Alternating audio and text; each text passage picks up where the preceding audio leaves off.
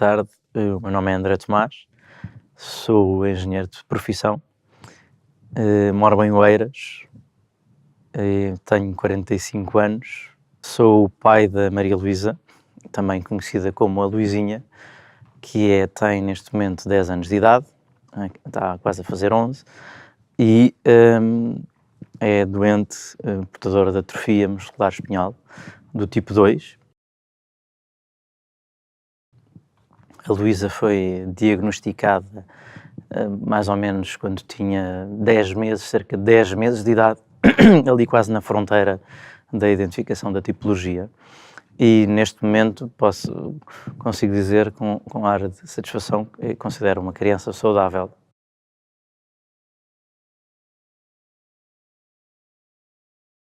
Desde muito cedo que a Luísa começou por tomar uma medicação específica, julgo que a primeira aprovada no país logo na conclusão, foi das primeiras crianças a tomar a primeira medicação específica para a atrofia muscular espinhal.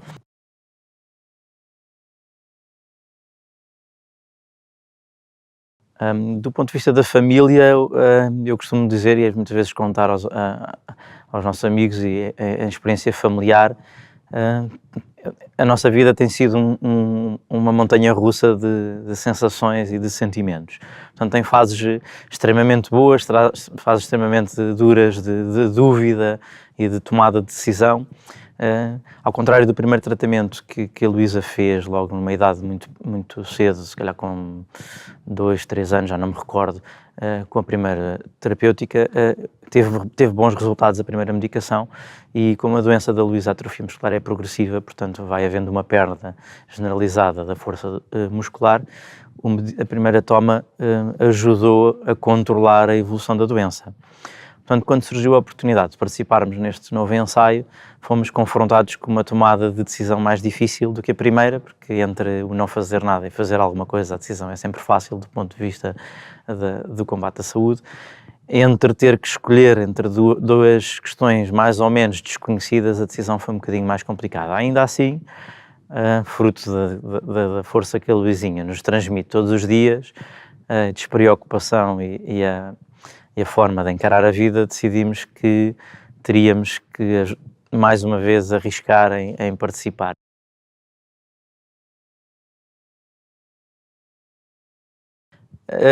Eu posso lhe dizer que sim e que não. A Luísa ensinou-nos que não há certos e errados. Portanto, a vida é muito mais dinâmica e provoca-nos muito mais surpresas do que aquilo que nós estávamos à espera e que a sociedade nos preconcebe que nós devemos padronizar certo tipo de atitudes. Portanto, há medos. Nós entendemos que não há tabus, portanto, não há medos que não se devam falar sobre eles. É mais fácil quando abrimos o nosso coração, os nossos sentimentos e conseguimos gerir e discutir, falar sobre os nossos medos, torna as decisões mais fáceis e toma também as consequências das decisões mais fáceis. Um ensaio clínico, e este que nós participamos, eu desconheço se são todos iguais, mas o controle imposto pelas empresas que investem no ensaio do ponto de vista daquilo que é o rigor da segurança médica imposto na fase de screening, que é a fase em que nós temos que passar para garantir que o doente é elegível, é inimaginável.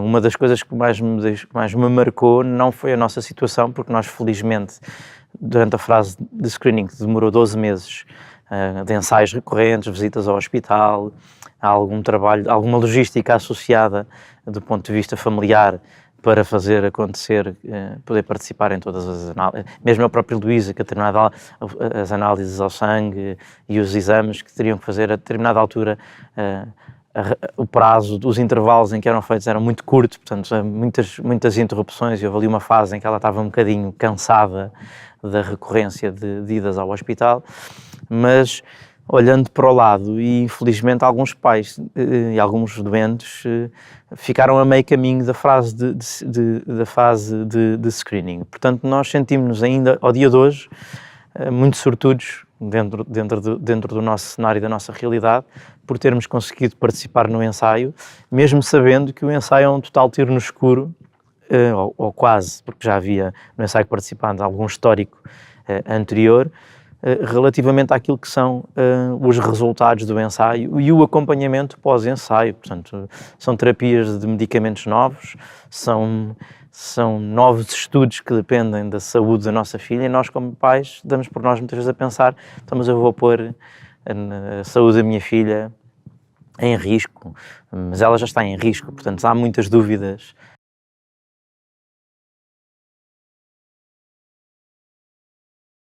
Há expectativas a gerir, obviamente. Há muitas expectativas. Nós, desde o diagnóstico, tomamos uma decisão familiar que nos tem ajudado ao longo dos anos a gerir esta questão. Não sei se é certa, para nós funcionou. Nós baixámos as nossas ambições do ponto de vista das expectativas daquilo que seria o longo prazo. O nosso longo prazo é mais curto do que aquele que nós normalmente estávamos habituados a viver. Aprendemos a valorizar mais o dia-a-dia, a tentar valorizar pequenos sucessos. Isso ajuda-nos a gerir expectativas. Tem um pequeno reverso da medalha, que se calhar também não podemos ter, às vezes damos por nós a pensar: será que estamos a pôr as expectativas demasiado baixas para não nos sentirmos demasiado frustrados ou para ser fácil de atingir? Não há certos e errados. Se calhar há quem nos diga: epá, não, vocês puseram expectativas muito, muito altas e conseguiram o impensável. Muitas vezes nós achamos que damos muito pouco e estamos a dar muito, e outras vezes achamos que estamos a dar muito e estamos a dar muito pouco.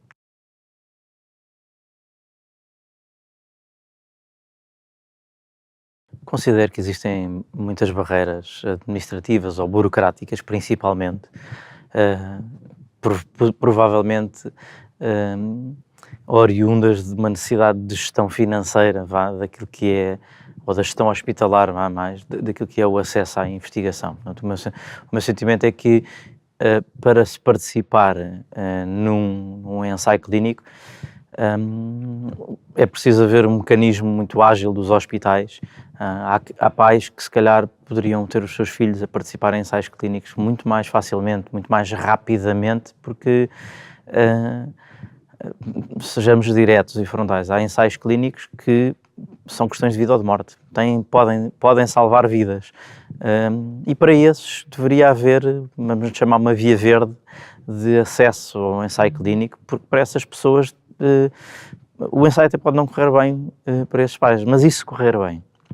O facto de a burocracia impedir um acesso imediato, rápido, ágil, a um potencial tratamento que não seja uma cura, mas que permita aumentar a sobrevida, ou dar mais 10 anos de vida, eu em conversas informais com amigos meus hoje em dia digo: se calhar os governantes, um bom exemplo do Covid, que nós atravessámos uma pandemia, a atitude que tiveram, porque sentiram na pele a dificuldade que é necessitar de um tratamento para uma coisa, para uma coisa que não se sabe muito bem o que é, e abriu-se uma via verde para o tratamento do Covid, e agora temos a classe médica até pôr em causa. Um ensaio clínico é muito parecido. Nós só queremos ter acesso mais rápido a um medicamento que nos pode salvar a vida.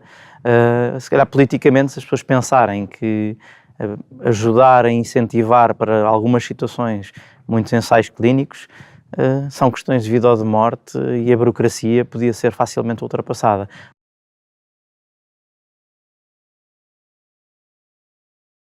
Olha, motiva-me a sorrir, como eu disse há pouco, aprendi, e a Luísa principalmente ensinou-nos a valorizar as coisas boas da vida. Portanto, o motivo de sorrir é ter uma família minimamente saudável, que conseguimos nos levantar todos os dias de manhã e ter pensamentos e objetivos tão simples como aproveitar um bom jantar com os amigos, ter os pais ainda, felizmente, alguns avós, ter as minhas filhas contentes por quererem ir à escola, fazer novas amizades, conhecer novas pessoas. Portanto, uma palavra simples é viver, não é? Portanto, aquilo que nos põe um sorriso na cara é poder viver.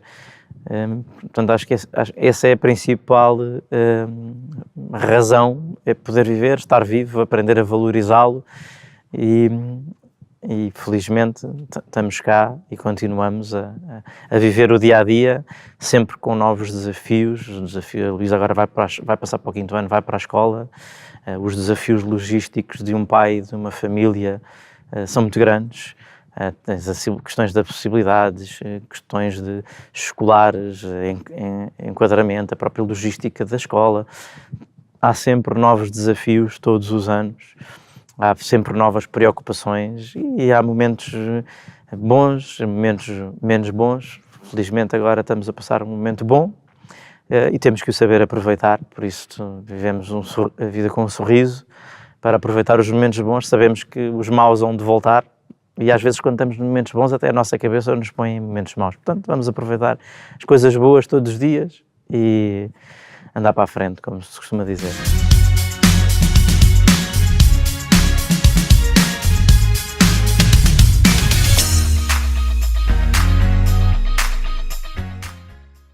Bem-vindos aos episódios dos Neuropodcasts da APN com o apoio do INR e da Biogen, um podcast focado nas pessoas que vivem com doença neuromuscular. O termo doenças neuromusculares aplica-se a um universo muito alargado de diferentes patologias já identificadas e engloba as doenças dos músculos e dos nervos, entre outras. São doenças genéticas, hereditárias e progressivas e todas têm em comum a falta de força muscular, necessitando os doentes, a que foram diagnosticadas, de vários tipos de apoios. Hoje vamos falar da importância da investigação clínica na área das doenças neuromusculares. Para isso temos aqui a doutora Cristina Garrido, é pediatra, tem uma especialidade em neuropediatria, e também o Joaquim Brito, que é presidente da Associação Portuguesa das Neuromusculares. Muito obrigada por estarem aqui connosco. A primeira pergunta que faço é: o que é um ensaio clínico? Em que é que consiste? Portanto, o ensaio clínico é um estudo de investigação que se destina a comprovar que determinada intervenção que tem efeito benéfico para a evolução clínica de um doente. Portanto, quando um fármaco... Mas, peço desculpa, intervenção significa um medicamento medicação, ou um tratamento? Sim, um tratamento ou algum outro tipo de intervenção. Portanto, inicialmente, um medicamento é trabalhado em laboratório, dependendo da biologia molecular, de ensaios em termos de investigação, e depois esse tipo de tratamento é testado no modelo animal. É testado no modelo animal, se tiver benefícios e poucos efeitos laterais, passamos então para a fase clínica. E essa fase clínica divide-se em 3 fases. Inicialmente, o medicamento é testado num pequeno grupo de doentes e nesta primeira fase o que está em jogo é a avaliação de efeitos adversos ou não, se há efeitos adversos relacionados com aquela medicação.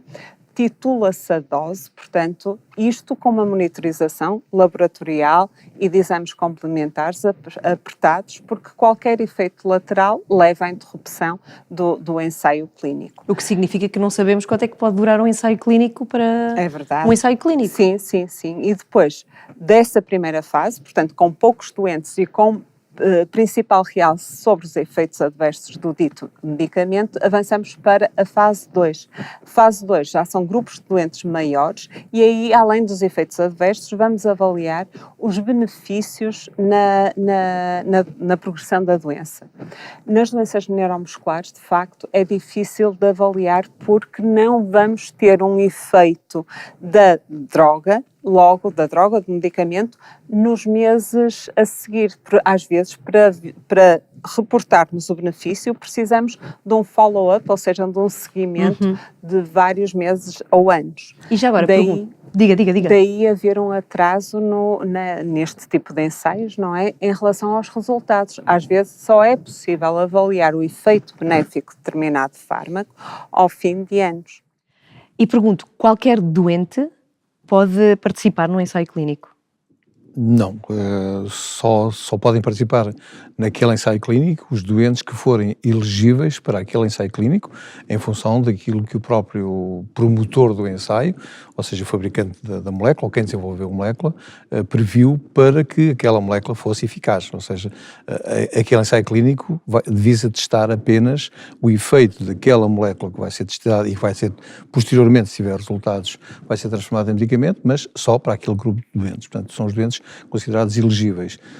Se não forem elegíveis e se não tiverem aquela patologia ou se não tiverem aquela deleção ou aquela mutação, não serão elegíveis para ensaio. Mas dentro da patologia podem também não ser elegíveis. Eu posso ter essa doença e não ser não ser elegível elegível para... porque não tem aquela mutação, não tem aquelas características para as quais a própria molécula foi desenvolvida. Ou seja, antes de se saber se alguém é elegível, tem que fazer exames Tem que fazer, para saber exatamente. se depois Tem poderá... que saber o estudo genético da pessoa e tem que ter um diagnóstico muito bem elaborado e naturalmente muito bem estudado. A questão é, para estes ensaios clínicos, para as doenças raras há aqui uma série de entraves, não é? Exatamente. Como está o Joaquim aqui a dizer, não é? Nomeadamente, é poucas pessoas que podem estar, para já, disponíveis para fazerem o teste e que queiram fazê-lo, porque depois também há aqui uma parte de podem não ser vontade. elegíveis para fazer. Pode, sim. Pois.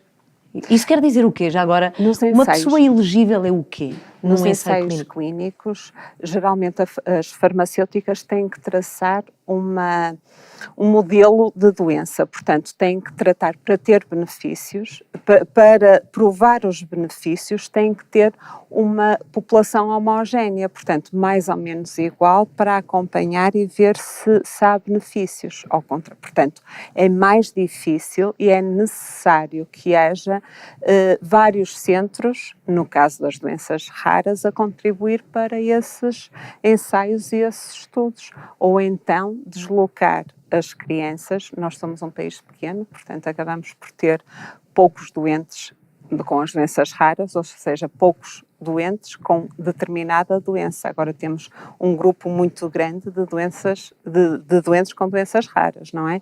Mas muitas vezes vemos com dificuldade de conseguir ter um grupo de doenças que interessa, um grupo de doentes que interessa à indústria farmacêutica investir e eleger-nos como centro de tratamento e de ensaio clínico.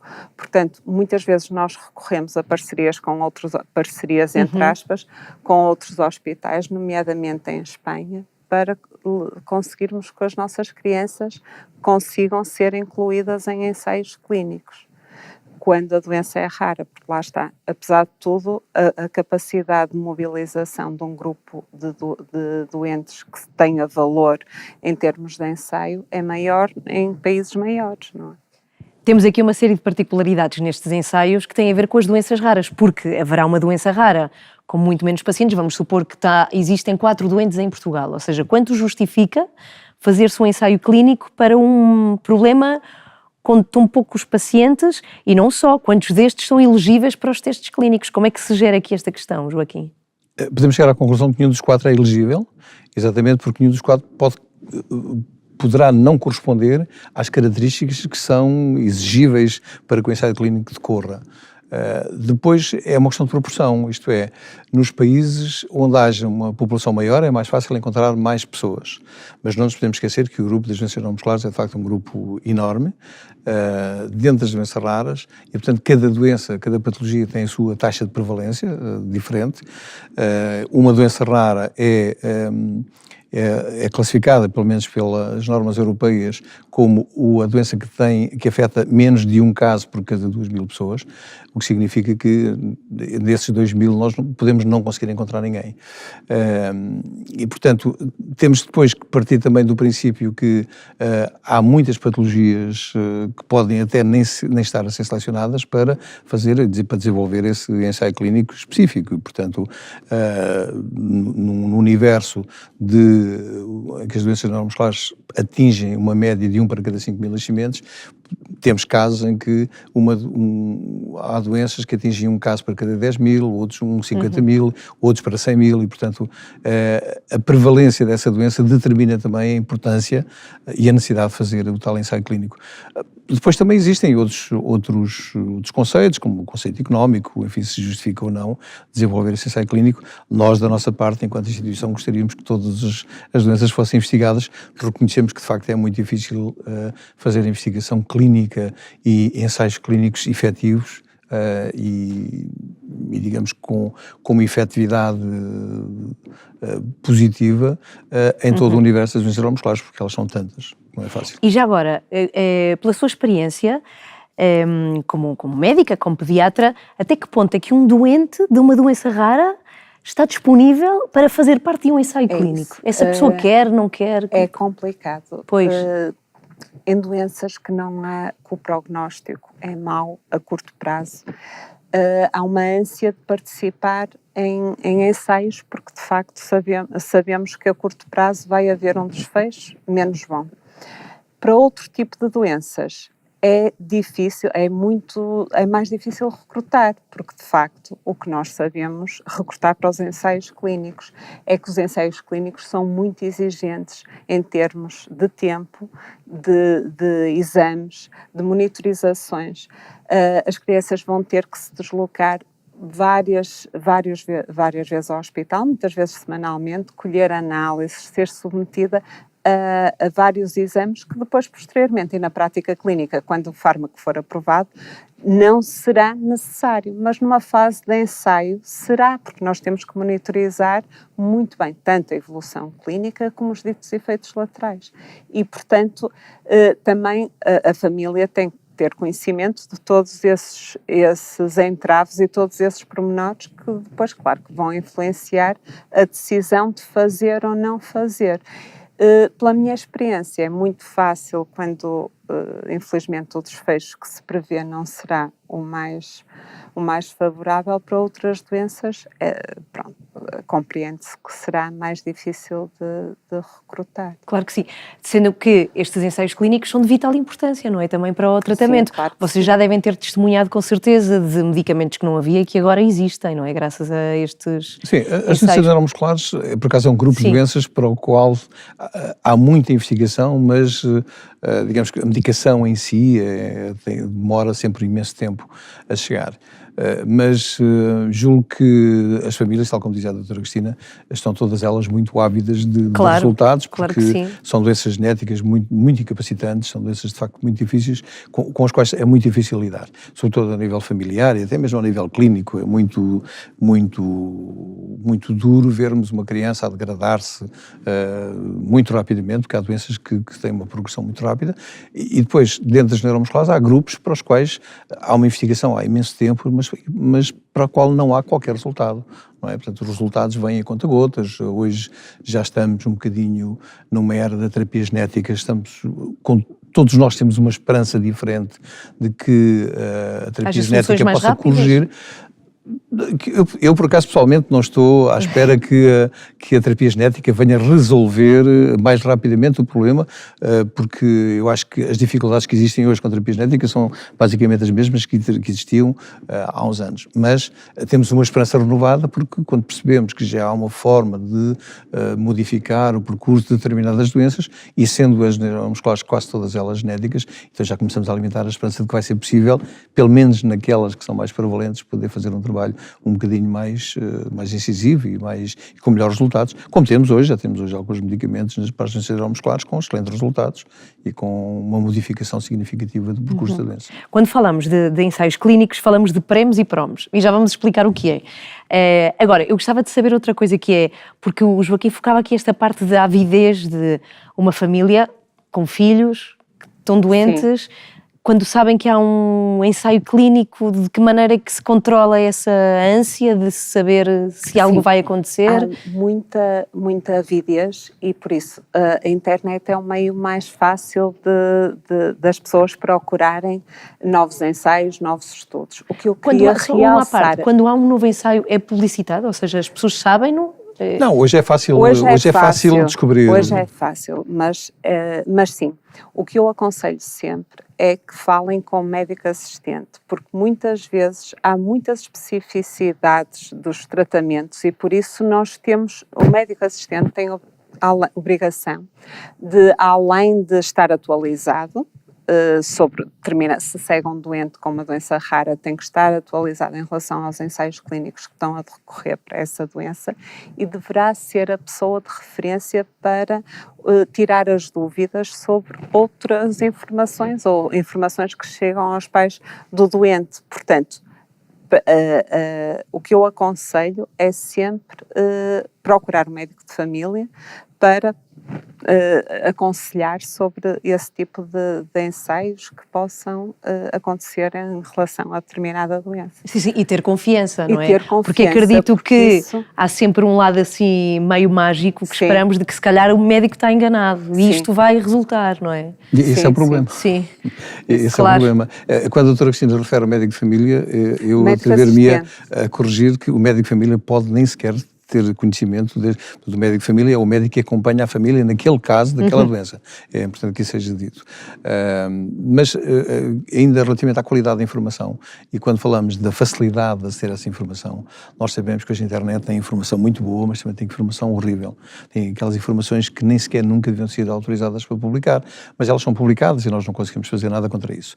Agora, as famílias, como se sentem cada vez mais instruídas e cada vez mais informadas, elas próprias criam um dicionário, criam o seu próprio léxico para irem à procura de palavras e a montar jogos de palavras para os conduzir a uma solução. Até porque, provavelmente a doutora Cristina terá mais experiência até disso do que eu, quando chegam à consulta, o que fazem muitas vezes é perguntar ao médico o que é que quer dizer isto, o que é que quer dizer aquilo. Estão mais preocupados em saber o que é que significam alguns termos do que propriamente na avaliação da criança ou da pessoa em causa.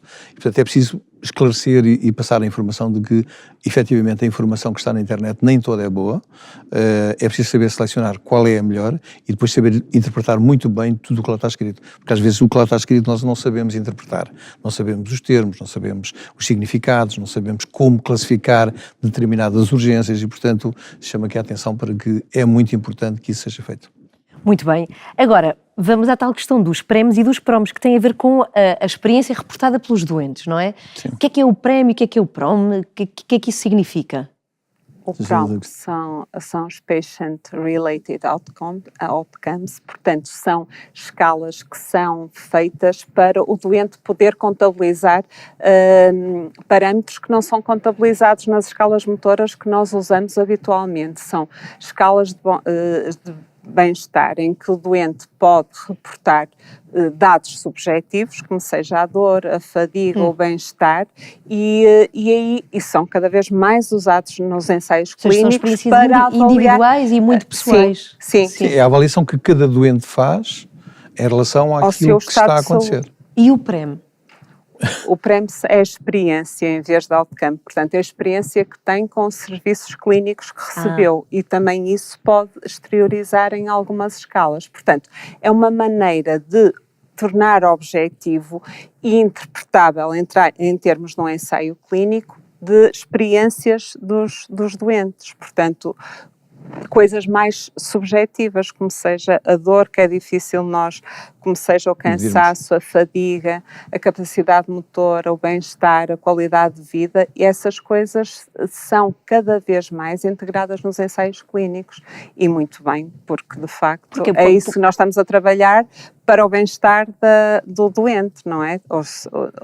O objetivo dos ensaios clínicos é tornar a vida dos doentes melhor, certo? Portanto, também temos que ter não só escalas motoras ou escalas objetivas cruas e duras do que a criança faz naquele momento, mas também a percepção dos pais, e quando a criança já tem idade suficiente, de notar pequenas melhorias no dia-a-dia.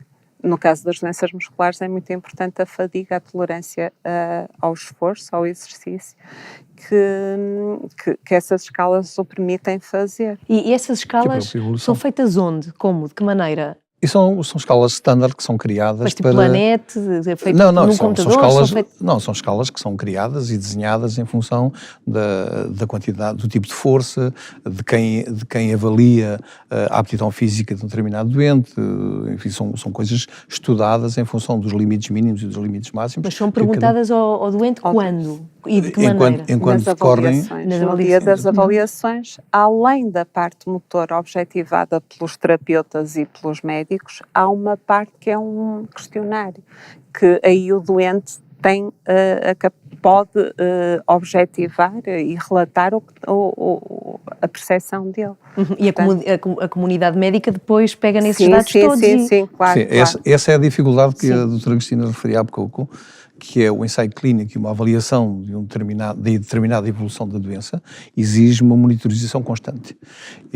Portanto, exige que esteja sempre alguém, ou que seja sempre alguém a acompanhar aquele doente, de preferência a mesma pessoa, que tem a tal noção da medição desde o início do acompanhamento do doente até ao final do percurso.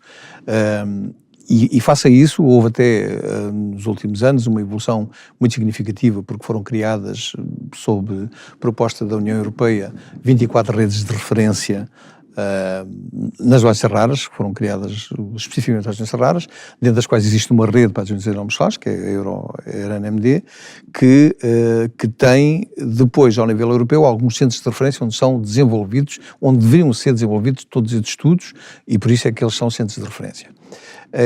Desde há cerca de um ano e pouco atrás, a adesão desses centros de referência para serem afiliados a essas redes europeias exige as tais avaliações que são feitas, porque são considerados critérios de qualidade para os centros de referência, e exige uma avaliação feita pelos doentes, embora neste momento seja também em estudo a possibilidade de criar uma escala de avaliação feita pelos doentes, por exemplo, em idade pediátrica, que não se sabem pronunciar, tem que ser o pai a dizer que sim, dói mais, dói menos, ele queixa-se, tem mais queixas ali.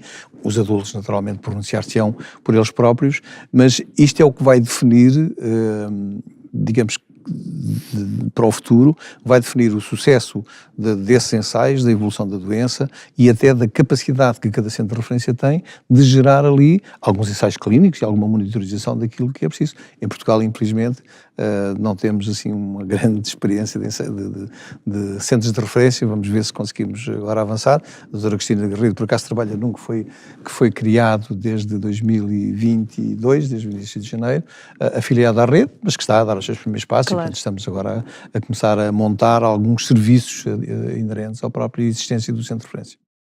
E já agora, voltando um bocadinho atrás, falávamos há pouco da informação, às vezes em demasia, que se pode encontrar na internet, e pergunto-vos aos dois, onde é que se podem saber informações fidedignas? A que sítio é que alguém pode recorrer quando precisa de saber se há ensaios clínicos, ou pode querer participar, onde é que essas informações se encontram? No site da Rede Europeia, então, de Doenças Raras, temos alguma informação. Depois, o médico procura num site específico, que é o Clinical Trials. De qualquer maneira, como referi antes, eu acho que toda essa informação deve ser filtrada pelo médico assistente. Tudo o que for, porque o que nós assistimos agora há grupos de Facebook, grupos de pais que acabam por trocar muitas informações. É bom troca de informações, mas em relação a ensaios clínicos deve ser sempre discutido com um médico assistente, não um médico de família. Eu há bocado se disse médico de família, mas é com um médico assistente das doenças neuromusculares, portanto com um neuropediatra.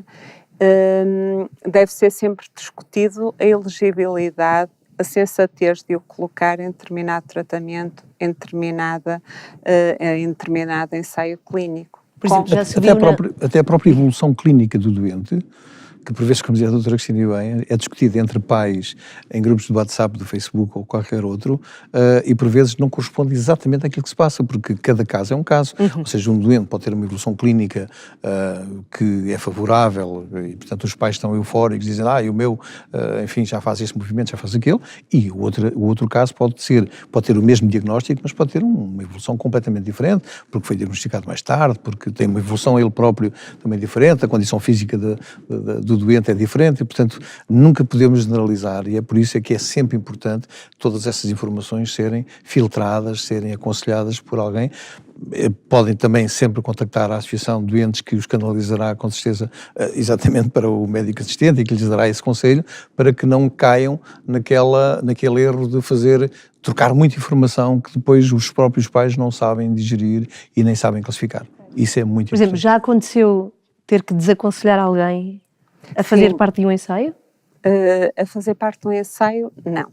Mas em relação a tratamentos e adicionar outros tratamentos, começar outro tratamento, claro que sim, sempre na consulta há muitas questões em relação a isso, à elegibilidade de determinados medicamentos, e tem que ser explicado o porquê, que às vezes não é fácil, e cria-se uma expectativa grande, não é, em relação à possibilidade de fazer determinado medicamento, mas que não pode ser feito naquela situação clínica, claro. E há depois a seguir uma frustração grande, porque de facto não é possível, porque não tem condições para o fazer. Mas o contrário também. Sim, já deve ter dado boas notícias. Sim, claro que sim, também. Sim, e eu tenho muita sorte de trabalhar na área de neuromusculares, porque de facto nos últimos 5 anos assistimos a várias opções terapêuticas, que quer dizer, há 10 anos nem se punha em causa que fazer determinados tratamentos, e assistimos a um avanço enorme nesta área nos últimos 5 anos. Bem, para terminar, eu gostava de saber se nós, todos, cidadãos em geral, depois à comunidade médica, serviços públicos, que boas práticas é que podemos ter em mente sempre para de alguma forma também ajudarmos aqui nesta questão, na investigação, ensaios clínicos, na informação, sobretudo, talvez? Quem respondeu? Pode ser, Luqui. Eu acho que uma das boas práticas, ou talvez a melhor prática, quando é diagnosticada uma determinada doença, é percebermos que quem vai acompanhar esse diagnóstico e essa doença é sempre a família. E, portanto, uma das boas práticas é ensinar a família a conviver com a doença.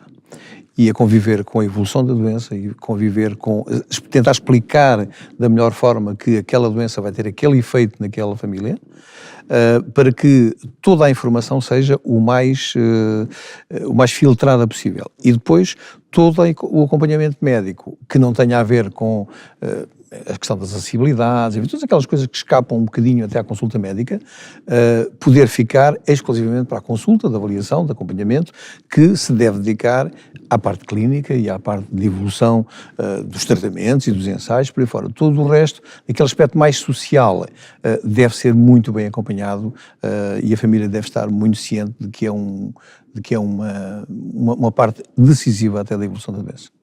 É uma boa prática. Doutora Cristina, que tem a dizer, a adicionar? Concordo perfeitamente com... Agora, em termos de investigação, ainda a nível clínico e a nível académico, o nosso país ainda tem muitas deficiências. O investimento académico para a investigação também devia ser equacionado e devia ser melhorado, porque de facto nós temos algumas dificuldades, e mesmo em termos de ensaios clínicos, nós não temos horário assistencial para o fazer.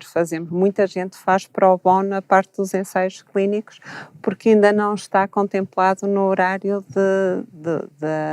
do pessoal médico e técnico que tem que fazer os ensaios clínicos. Isso também é uma coisa que poderia melhorar com uma melhoria do financiamento, quer a nível académico, quer a nível depois da parte clínica. Muito obrigada. E chegamos assim ao final deste episódio dos Neuropodcasts da APN, com o apoio do INR e da Biogen, um podcast focado nas pessoas que vivem com doença neuromuscular. E queria agradecer mais uma vez aos nossos convidados pelo seu contributo. Recordo quem é que esteve connosco, a doutora Cristina Garrido e o Joaquim Brites. Quanto a si que nos ouve, obrigada por estar desse lado. Nós voltaremos no próximo episódio, onde vamos continuar a falar sobre doenças neuromusculares com novos especialistas. Até lá!